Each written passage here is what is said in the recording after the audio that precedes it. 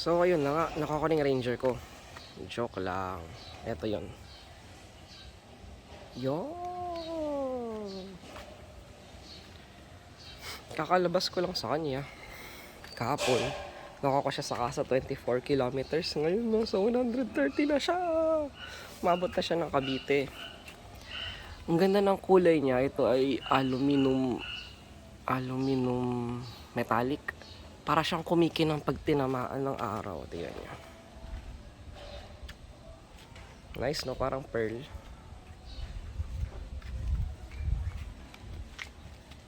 Yan.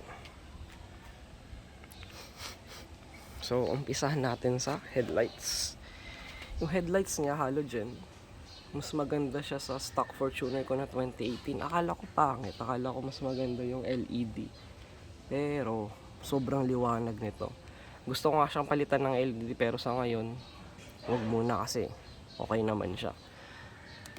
Wala tayong fog light. Bad trip. Pero okay lang. Buti na lang maliwanag yung ilaw niya. May isa tayong recovery hook. Yan, pag nag-off-road tayo, may isang magagamit. Yung isa kasi wala, yung sa Raptor meron eh. Diyan dapat nakalagay. Yan, dyan. So, kita yung intercooler. Sa gulong naman niya, 16 inches to na steel. Okay naman siya. Iniisip ko kung papalitan ko siya ng 17 kasi balak natin mag off-road. So yung nakuha kong stock na gulong is Bridgestone Dueler. Alam ko 80 ay highway terrain siya. Yan, highway terrain. Ang size niya eto 255 70/16. Okay na rin. Kasi yung gamit ko sa Fortuner ko is na pinang off-road ko 265 70/17. So goods na yun pang ano, goods yung sidewall niya. Pero syempre papalitin pa rin natin yun ng 35 inches. Hindi, okay, iniisip ko kung magte-35 ako or 33 kasi bababa yung power natin pag nag 35 tayo. Sa ngayon kasi alam ko walang regear itong bagong Ranger. Buksan muna natin yung makina. Ay, buksan natin yung hood. Yan, so ito yung engine niya. O nga pala, napansin ko lang kanina nung binuksan ko yung pintuan. Ito yung low beam mo. Ito yung low beam mo, ito yung high beam, ang liwanag niya. Siyempre yung turn signal natin, tapos ito yung park light natin. Yung makina niya. So, ang makina niya is 2 liter single turbo. So, alam ko parehas to ng makina sa Sport, sa XL, XLT. Ang bi-turbo lang naman is yung Wildtrak tsaka yung Raptor. Yan, nakita mo dyan nakasulat turbo. Yan, turbo. Hindi ko lang ma-emphasize yung ganda ng kulay niya pag natamaan ng araw. Kumikinang talaga siya. Ganda oh. Kailangan natin tayo pa-ceramic coating. Walang insulation yung ano natin. Ayun. Minute yung cellphone ko. So ito yung alternator, buti na lang mataas yung position ng alternator para pag nag-river crossing tayo. Hindi siya masyadong mababasa. Pero alam ko yung sa Fortuner ko mababa, parang okay naman, nare-river crossing ko pa yun. Tapos yung airbox niya, maglalagay tayo ng snorkel. Kasi yung intake niya ito, ewan ko kung siguro naman hindi naman porket gumawa yung Ford na ganyan weakness na siya pag umabot hanggang dito yung tubig. Kasi yung sa Fortuner ko minsan umabot sa hood. Okay naman, nakatawid naman siya ng ilog, pero syempre hindi ko na ulit-ulitin, kaya magsusnorkel tayo. Pasok naman tayo sa loob. Sa likod na nga muna. Exterior na lang muna. Ito, yung windows natin, hindi siya power folding, pero na-compare ko siya sa wait lang. Yan. Na-compare ko siya sa Hilux. Yung sa Hilux kasi, manual yung mirrors niya, manual folding rin. Pero ito, electronic yung windows niya. Makakokontrol mo siya dun sa driver side. Mamaya papakita ko. Ay, ganda ng kulay. Suspension niya, gulo, di ba? Yung sa suspension naman niya, yan, coil spring siya. Matagtag, nakakainis. Pero yung wild track, yung wild track, komportable. Ito, ewan kung bakit matagtag, nakakairita. May bato pa tayo. Highway terrain yung gulong natin. Turbo, kasi single turbo siya. Tapos sa likod naman, base model, kasi ito syempre base model ang XL. XL hanggang wild track, molye lang tayo, leaf springs. Tapos ito yung overload spring niya. Tapos yung bump stop, ito yung bump stop niya. Tapos yung shocks niya, na ewan kung bakit matagtag talaga, nakakairita. Bali yung papalit naman tayo. Yung likod, yan, halogen yung niya, yung likod niya. Hindi ko alam, ito yung umiilaw pag reverse. Tapos yung turn signal, ito yung brake. Ewan ko kung may laman ba. Parang walang laman yung baba. Anyway, check ko na lang yan. Tapos may third brake light tayo. Hindi to naglalak eh. Hindi ko alam. Aray, ang bigat. Wala siyang assist. Pero may nabibili naman sa Lazada. Yung ikakabit mo dito. Yan. Tapos para magkaroon siya ng parang hydraulic. Parang sa mga SUV. Yun. Hindi ko sure kung itong dalawang to, pwede siguro ako magpalusot dyan ng wire kasi maglalagay ako ng external battery dito, auxiliary battery para sa pag-camping ko. Tapos may mga blanks tayo, yan. Tsaka eto. Alam ko kasi sa wild track ilaw yan eh. Siguro dyan ko na lang padaanin yung wire pag maglalagay ako ng LED. Tapos isa pa, hirap mag-vlog kasi ang dilim ng cellphone ko, umiinit kasi. Dito maglalagay tayo ng 12 volt power dyan kasi yung ito walang laman. Tapos naman bed liner, baka sprayan ko na lang to na Raptor paint. Yun ang plano. Maraming butas oh. Ang daming pwedeng pagdaanan ng wire. Butas-butas siya, wala talaga. Siguro mounts to ng bed liner. Mali, okay lang yan. Ay, halos imposible siyang isara ng isang kamay. O mahina lang talaga ako. Wala siyang bumper. Okay lang kasi magsi-steel naman ako. Kaya base kinuha ko. Pero kung afford ko sana yung mas mataas na variant, bakit hindi?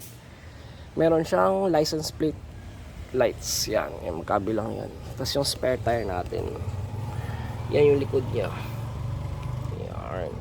May electronic diff lock siya sa likod. Kaya goods to pang off-road. Yun. Ito bang makikita dito sa likod? Wala na. Tapos syempre meron siyang stepboard. Kung ano man tawag dyan. So pasok na tayo sa loob. Sa loob naman, kapag binuksan mo siya, yan, may welcome kaagad siya.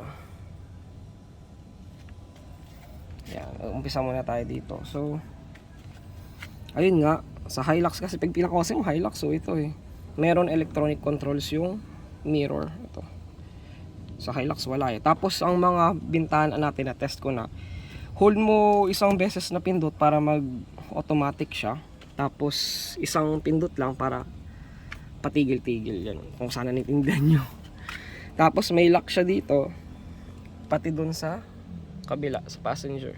Yan, kaya hindi na nahirapan yung partner ko pag ilalak niya yung kotse kasi meron siyang sariling pindutan dun. Tapos ang maganda pa yun compared sa Fortuner ko, lahat to illuminated, pati yung sa passenger illuminated yan. Illuminated yan lahat. Ang ganda. Sa Fortuner ko, yung sa driver lang ang ang illuminated. So bubuksan ko yung engine, papasok ako. Kunin ko lang yung susi. Yeah. So kaya ako nagustuhan yung itong base model ng Ford Ranger XL kumpara sa Hilux, kasi yun naman talaga yung choice ko. Kundi yung Hilux J na fleet, yung 4x4 na manual, ito, dalawa lang silang pinagpilian ko kasi yung price nila nasa 1.1, Alam kong kuha ko dito sa Ranger XL 1.186. Nasa 1.189 yung Hilux J. Pero kasi truck month ko nakuha tong Ranger, so naka-discount ako ng 60k. So parang 1249 talaga ang price ng Ranger nung oras na yon. Naka-discount lang tayo. So ito yung pinili ko dahil dito, yung Hilux J wala siyang electronic na na Windows, di ganun siya. Pero alam ko na may nakita ko sa Lazada na na-upgrade siya para magkaroon ng electronic. So gagastos ka pa, tapos parang ididikit nila dito yung electronic na Windows. Pero okay lang, magagawa naman ng paraan, maganda naman. Pero yung Hilux J wala siyang, saan pakita ko, wala siyang remote na remote na key. Wala kang unlock, di susi ka lang talaga. Parang ito lang makukuha mo sa Hilux J. Pag ilalock mo siya, susi. Pag unlock mo siya, susi rin. Di parang talo na. Wala ka nang window na electronic. Wala ka pang remote lock, unlock. Tapos yung Windows pa nila, yan, ito, dipindot. Yun. So parehas na hindi power folding yung yung Windows ng Hilux J tsaka itong Ranger XL na parehong 4x4. Manual mo siyang hihilain para ma-fold. Pero ang Ranger XL, meron kang electronic na ma-adjust mo yung bintana. So pag nagpa-park kasi ako, ang style ko, tinitignan ko yung gulong sa likod. Kaya di ko na kailangan buksan yung bintana tapos i-adjust ko yung salamin para bumaba. Meron naman akong electronic dito. Ang masama niyan, pag nagpa-park ako from right, yun, yung salamin na yun, paano ko yan ituturo pababa pag magpa-park ako gamit yung Hilux G? Ang gagawin ko, maglalakad pa ako papunta dyan para lang itutok ko sa baba yung yung mirror. Ang dito naman sa Ranger, yan lang gagamitin ko, ito lang. So ito yung sa ito yung sa right na side mirror, ito yung sa left side mirror, tapos ito naman yung sa taas, yung unlock mo yung Windows. Ang maganda pa niyan, itong dalawang front mirrors ng XL, automatic yan. I-hold mo lang siya ng down, automatic yan magda-down. Pati sa passenger, ganun din. Hold mo lang yan, tapos magda-down na siya. Hindi ko lang sure sa sa passenger kung ganun rin. Actually, ita-test ko siya. Update ko kayo. Lalagay ko na lang sa description.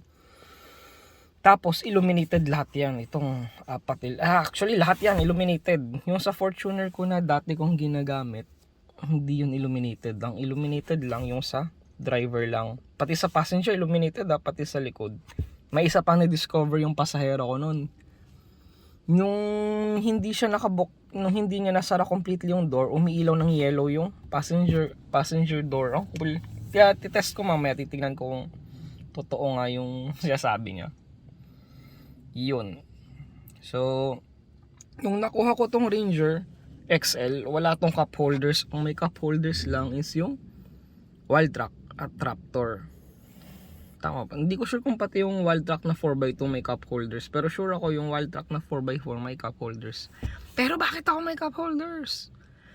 Pinalagay ko yan sa Ford Alabang kasi wala nang ibang Ford na nagkikater na at the time na naglalagay rin ng cup holders. Kasi sa Ford Marikina, hindi available sa kanila tong cup holders. Sa Lazada naman, parang at the time, may nakita kong 900 plus na cup holders, pero ang shipping nila 9,000, parang tanga. Di ko alam bakit ganun. Pero sa Ford Alabang, 900 yan, free installation. Yun nga lang, nasa Alabang sila. So dalawa yung binili ko, parang 1.8 binayaran ko. Super worth it yan. Tsaka unlike sa Fortuner, which is yung cup holder nila is bilog lang, unstable yung inumin pag umaandar ka, nagsishake siya. Ito, may pros and cons rin. Makapit siya sa drinks, pero ang hirap niya tanggalin at hirap niya i-shoot. Yung sa Ranger kasi pag kainom mo, lagay mo lang, walang problema.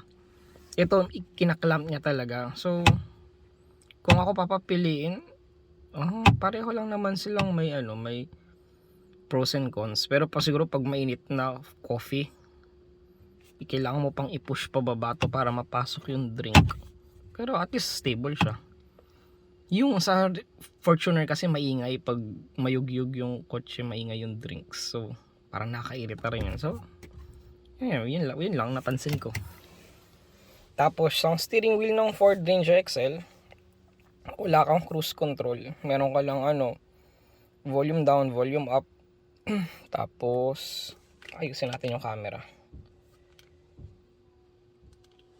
Bakit nakaganyan? Anyway, ayun na nga. Tapos yung voice command na ginagamit ko lang, kasi ang hirap gamitin ng nito pag pindot ka lang ng pindot. Tsaka hindi ina-allow ng Android Auto na magpindot ka na magpindot. So magagamit mo talaga yung voice command. Kunyari pag magse-search ka ng area or yung music, hindi advisable kasi ang hirap gamitin ng Android Auto pag manually mong isa-search. Pero pag voice command, mas madali siya. So dito naman sa right side, ito yung menu, back, okay. Mamaya papakita ko paano yan. Tapos yung answer calls, tas next, tsaka back ng music controls. Dito naman, ayun yung syempre yung signal lights. Tapos yung wipers natin, dyan. Ayun. So, pasensya na makalat. So dito sa Ranger XL, meron kang climate control, ito, tapos yung volume, tapos yung fan speed, meron kang recirculate, hazard, max heat. Alam ko max heat para uminit tong windshield. Oo, para uminit yung windshield. Tapos yung easy on off, then max cool. Usually pag mainit yan, pinipindot ko yung max cool para mabilis lumamig yung yung cabin. Dito naman sa baba, actually wala yung laman, parang container lang yan ng mga basura. Ito pinakaayaw ko sa Ranger, dito sa kotse na to. Itong yan, lintian na yan, bagal yan mag-charge kasi malakas sumigop ng power ang Android Auto. So ang gamit ko ngayon, inverter, yung nilalagay dito sa ano, yan, ito 12 volts. Yan.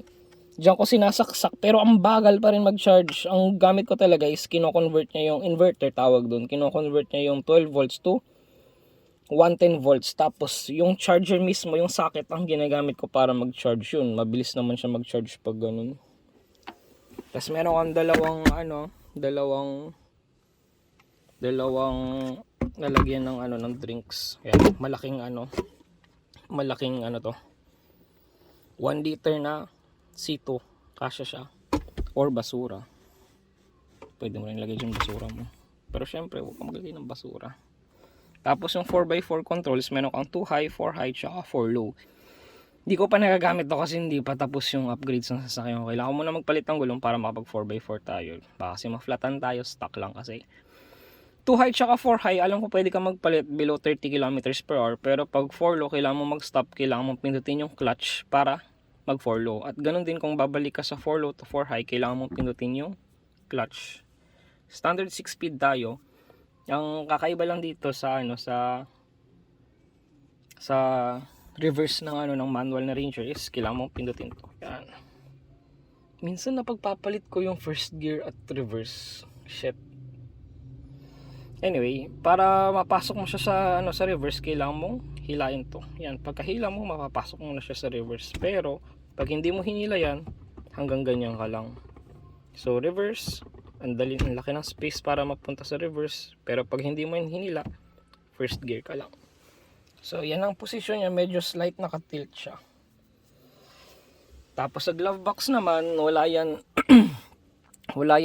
parang hydraulic or matawag dun term, para hindi bumaba ng mabagal yung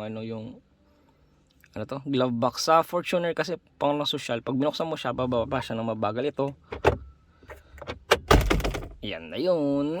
Alam ko pati sa Raptor ganun. Buti na lang meron sa Lazada na bibili na pang dump ng speed, pang dump ng pagbaba niya, para parang social ulit siya. Dito naman may lalagyan ka ng cellphone. So ngayon nilagyan ko ngayon ng parang pamumug. Nalagyan ko ng grip dito para pwedeng lagyan ng cellphone. Sadly, di nila ginawan tulad sa Ranger Wildtrak, yung parang compartment na isa pa. Sana in the future meron yung mako-convert ko to na pag pinindot mo dito, magkakaroon ka pa ng isa pang storages. Ano pa ba? Malakas yung aircon niya. Dito naman sa sa visor, yan ang visor niya. Mas maganda yung sa Fortuner kasi labo, kaya mo na nga. Yung sa Fortuner naman kasi may lalagyan siyang plastic dito na cards, pero siguro lagyan ko na lang to ng something para mas maganda. Tapos sa taas, maganda ang niya, ang mga ilaw niya. Parang whitish siya na maliwanag. Tapos syempre lalagyan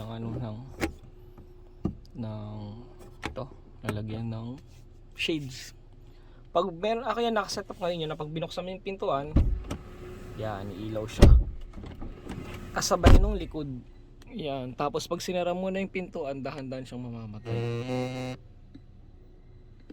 Dahan-dahan siyang mamamatay. Pag nilock, tama, lalak natin lock, nasan yung lock? So unti-unti mamamatay. Aha. So malit yung itong rear view niya, pero papalitan ko naman yun ng dashcam. So buksan na natin yung sasakyan. Yung nanay ko nagma-manual rin, pero nakalimutan niya na kailangan mong apakan yung clutch para magbukas. So gawin natin yun ngayon. Di susi lang yun Di susi lang yun. Tapos ayaw niya mag-readjust, di ko alam kung bakit. Diba? So ito na nga, apak ng clutch, tapos bukas na. Yeah. Tapos ito, bigyan ko lang kayo ng sample. Pag pinindot mo yung start, ayaw to start, press clutch. Di naman nabasa ng nanay ko, diba? Yun, ready to drive. So sa menu niya, pag pinindot mo yung okay, yan, okay, pupunta ka sa menu na yan, naka standard lang yan. So pag pinindot ko tong menu, ito yan, meron kang my view, pipili ka kung anong gusto mong ilag options na pwede mong i-view. Trip, off-road, towing, audio, phone, settings, tsaka vehicle maintenance. Umpisa natin sa pinakauna, yung trip fuel. Syempre yung parang records ng biyahe mo. Saan ba yun? Ito, pinapahiya ko na to. Trip 1, kunyari yan, kung ilang kilometers na, tanggalin na, hintayin natin mawala. Ayun, yung unang trip ko is 1,513.8 kilometers na. Ang average ko 19 kilometers per hour. Yung fuel economy ko maganda, 11.2. Parang totoo siya kasi yung sa Fortuner ko parang nasa 9 at parang 30% nga na mas matipid to kumpara sa sa Fortuner ko na G 2018 2.4 turbo. So parang 78 hours na ako nagda-drive lahat. So meron ka pang trip 2. Nasaan yun? Trip 2 pero hindi ko natitignan yan. Tapos fuel economy, yan. Tapos menu ulit. Off-road, may kita mo lang dito kung yung power saan napupunta. So try natin ngayon yan. Yung dito lalagay natin sa 4 high, 'di ba? Pag nilagay ko yan sa 4 high, yan dadating dito sa taas, ay nakailaw 4 high. Pero pag ilalagay natin sa 4 low, yan lalabas. Kailangan mo munang pindutin yung clutch, tsaka siya mag-shift sa 4 low. Yan. So naka 4 low ka na. So kung ibabalik mo siya sa 4 high, kailangan mo na naman mag-clutch para bumalik ka sa 4 high. Yun. Tapos meron ka rin rear electronic locker. Woohoo! Ito yun. So pag nag-lockers ka, ayan, nakikita mo rin naka-lock siya. Meron kang dito, tawag yun, basta umiilaw na naka-locker ka na. Tapos makikita mo rin sa dito na naka-lock ka. Yan. So patayin ko ngayon yung locker. Yon. Tapos balik na tayo sa 2 Tapos off-road status kung pwede dito. Towing, di naman na ako nagto-tow, pero sige. Towing status, ano ba makikita dyan? Yung angle ng ay no, pag iniikot mo siya makikita mo yung angle ng pagliko mo. Kung daw marunong gumamit yan, so hindi naman ako magto-tow. Anyway, sa mga gusto lang makaalam. Tapos isa pa pala sa off-road engine, meron tayong oil life, may tawag dito sa engine information and oil life. So nung nakuha ko tong Ranger, akala ko within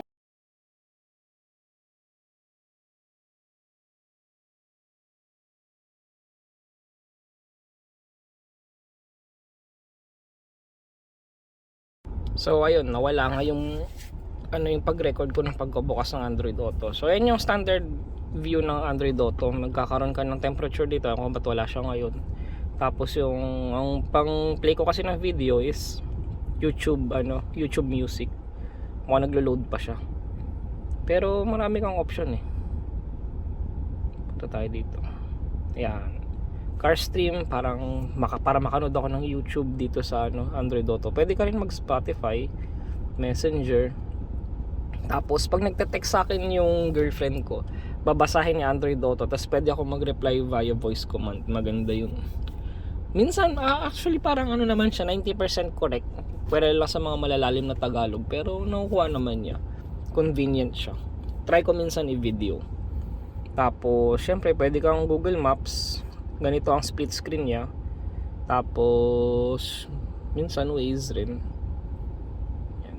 Ganyan yung Waze niya. Kung maglo-load siya. Ayan. Tapos split, para meron ako music dito para makita ko yung piniplay ko. Pero ngayon ayaw niya mag-load. Ayun. Hinaan natin. Tapos pag ayaw ko ng mapa, yan, pinipindot ko lang para makita ko yung mga options ko sa music. Pag may internet ka, marami kang pagpipilan ngayon kasi parang nahirapan siyang mag-connect sa internet. Tanggalin natin, baka makapiright tayo. So dito naman ito yung options ng car. Punta tayo dyan ngayon. So sa sound, ay, una muna yung sa calm screen. Pag ayaw mo nang masyadong mas turbo sa screen mo, yan. Gusto mo lang chill drive, tahimik yan, ganyan. Sa sounds naman, tone settings, pwede kang mag custom ka or i-reset mo, may balance feed ka pa. Yan, speed compensated volume, occupancy, or pwede kang mag-focus sa driver lang. Sabi kasi nila mahina yung sounds ng likod, so binaba ko ng konti sa likod. Dito tayo. Tapos ano pa ba meron sa sounds? Parang yun lang, no? Kung gusto mo pang magbasa ng other info, yan, pupindutin mo lang. Adjust the focus, kung ano man yan. Tapos sa phone list, syempre kung ano yung mga nakakonect na, pwede ka rin mag-add ng phone. Driver assistance, walang lumalabas dito kasi feeling ko lang wala naman driving assistance tong XL kasi ito yung base model. So awit. Vehicle naman to, medyo marami dito. Yan, rear occupant alert, para pag pinatay mo yung yung sasakyan mo, lamig, kailangan ko muna. Yan naman pala. Yung sa rear occupancy alert, yan yun, reminds you bago pa pag pinatay mo yung sasakyan mo, may alert siya para lalabas dito sa yan, parang check rear passengers daw. Kasi dati may naiwan akong bata, yung anak ng kaibigan ko, naiwan ko sa likod, lumabas kaming lahat, umiyak tuloy siya. Anyway, tapos may key naman, since may spare key ka, pwede kang mag-set doon sa spare key ng yan, admin keys ko dalawa kasi yung isa hindi ko ginawang my key. Pag mag-create ka ng my key, yes, the next yan, tapos pwede mong i-limit yung speed ng nung my key. Pag do not disturb naman, lahat ng text, lahat ng tawag hindi lalabas dito kasi yun nga, do not disturb. Tapos max speed mo 130 lang, doon lang sa my key, parang Kunyari, yung key na yun, ibibigay ko sa kapatid ko, hindi siya pwede lumampas ng 130 kilometers per hour, tapos may speed minder siya. Yan. Tapos, syempre, ayoko, wala naman gumagamit ng kotse ko kasi walang marunong mag-manual sa pamilya. Tatay ko lang at nanay ko, meron sarili-sarili naman silang kotse. So, tanggalin natin lahat ng may keys. Yan. So, lahat ng susi ko ngayon is admin. Serial number ng modem ko, Windows, remote open yan. Magandang remote open yan pag hinold mo yung susi. Yung open, pagka open niya, tapos i-hold mo ng 8 seconds, bababa yung mga bintana. Papakita ko yun mamaya. Ganon din sa close. I-lock mo muna yung car, tapos hold mo ng 8 seconds yung lock, magsasara yung bintana mo. Ganda yun. Yung sa wiper naman, yan, magwa-wipe siya after ilang seconds after mo matapos mag-wipe. Lighting, auto lamp delay, yan yung pag pinatay mo ng engine, nakabukas pa rin yung headlamp mo. So, pag madilim, useful siya. Kasi makapasok ka pa ng bahay. Locks naman, yan. Ano kung miss lock chirp? Allows your vehicle to chirp. Oh, sige. Auto lock, automatic locks doors remotely. Auto unlock, automatic unlocks all doors when you come to a stop and open the door. You can establish your speed list. Okay, may auto unlock pala siya, no? Actually, ngayon ko lang siya nabasa. Allows you to chirp between twice if you lock to twice remotely within 3 seconds. Okay. Para lang malaman mo na nakalock na yung sasakyan. Gusto ko yun. Lobat na. Tapos, ano ba? Pagtos on the vehicle, general. Yan, language, syempre, English. Temperature, Celsius ang familiar sa akin. Syempre, kilometers per hour tayo, hindi miles. Kasi sa states yung miles. Touch beep, about sync. Licenses, reset, may brightness ka rin. And auto naman siya. Ang dark kasi is ganito. Pag gabi, mag-ano siya. Magda-dark siya yan. Pag gabi, so parang ano pa rin, parang iPhone, parang Android. So auto na lang tayo. Tapos yung clock mo, connectivity, pwede siyang mag-wifi. Connected vehicle features na to. Okay, so kung ano man yan, pwede explore nyo na lang. General, tapos na ba tayo? Tapos na tayo dito sa general. Connectivity, compatible apps list. Sige, kung ano man yan. Software updates, tas valley mode, yung para lang hindi ma-access ng ng driver yung data dyan, sabi nila. Tapos dito sa taas, meron kang passenger airbag, naka-on yan. On kasi yung oras lang may off mo siya pag maglalagay ka ng bata dito sa likod na naka child seat.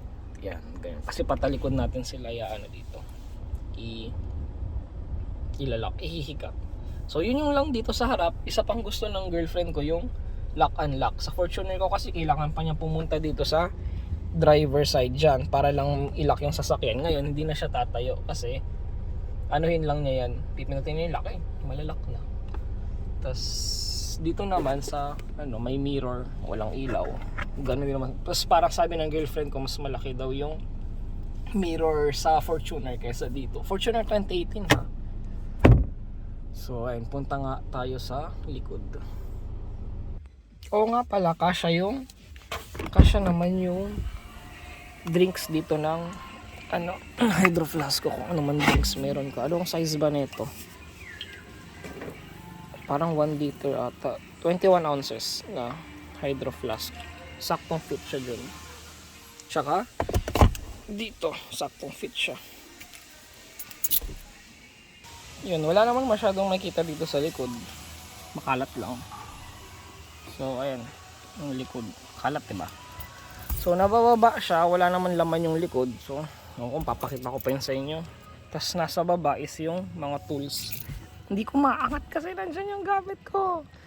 Anyway, makita nyo naman sa ibang YouTube siguro na meron dalawang container sa baba. Parang maliit lang, pwedeng itago dun. Biskuit pa ako. Syempre wala kang aircon dito. Tapos ito lang gusto ko ipakita sa inyo. Yan. Meron kang 12 volt. Yan lang ang meron ka sa likod. 12 volt socket. Yan ang ginagamit ko ngayon para dito sa ref ko. Ayun. Yun na lahat yun. Sana nag-enjoy kayo.